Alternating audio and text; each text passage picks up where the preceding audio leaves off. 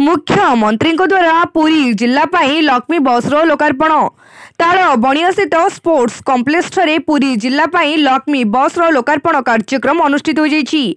आभासी माध्यम मुख्यमंत्री नवीन पट्टनायक लक्ष्मी बस साधारण लोक जीवन जीविका एक बड़ उपलब्धि और सहयोग दे परिबो बोली कहिथिले।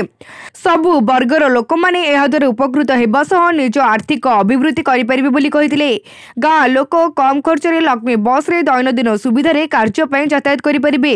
5टी उपक्रम रे चालुथिबा लक्ष्मी बस राज्यर समस्त जिल्ला रे फेब्रुआरी सुधा उपलब्ध हेबो बोली मुख्यमंत्री कहिथिले। 5T तथा नवीन ओडिशा अध्यक्ष बीके पांड्यान लक्ष्मी बस सारा राज्यर संपत्ति और आपण मानकर संपत्ति यह जनसाधारण समृद्धिर भाग निज संपत्ति परिवार रक्षणाबेक्षण पर से अनुरोध करथिले। पिपिली विधायक रुद्रप्रताप महारथी और पूर्वतन विधायक संजय कुमार दास वर्मा मुख्यमंत्री कम कहती और कार्य बेसी कर देखाती बोली कहिथिले। मधुबाबू पेंशन योजना अन्यान्य कल्याणकारी योजनार हिताधिकारी को सहायता राशि वृद्धि करी से समस्त प्रियभाजन हो पारिछंती बोली कहबा सह गमनागमन क्षेत्र में लक्ष्मी बस एक जुगान्तकारी पदक्षेप बोली कहिथिले। अन्य मानक मध्य क्रीड़ा और युव सेवा सूचना और प्रजुक्ति विद्या मंत्री तुषारकांति बेहेरा निमापड़ा विधायक समीर रंजन दास सत्यवादी विधायक उमाकांत सामंतराय जिला परिषद सभापति स्वप्नाराणी स्वाई प्रमुख जोगदेथिले। वाणिज्य और परिवहन विभाग प्रमुख सचिव उषा पाढ़ी प्रारंभ में समस्त को स्वागत और लक्ष्मी बस उपयोगिता संपर्क में आलोकपात करथिले।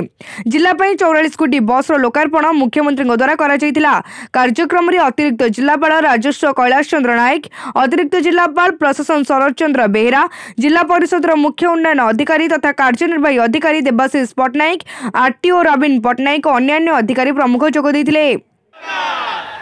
4.5 कोटी ओडियांगर हृदयर स्पंदन तथा ओडिशार लोकप्रिय मुख्यमंत्री श्रीयुक्त नवीन पट्टनायक महोदय 5T अध्यक्ष Shri BK Pandian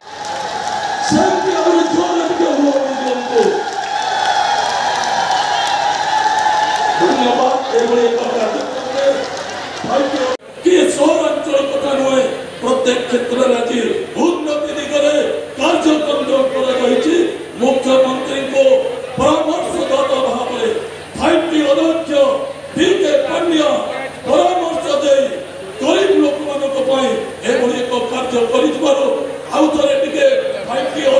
bureau report तीर्थक्षेत्र लाइव।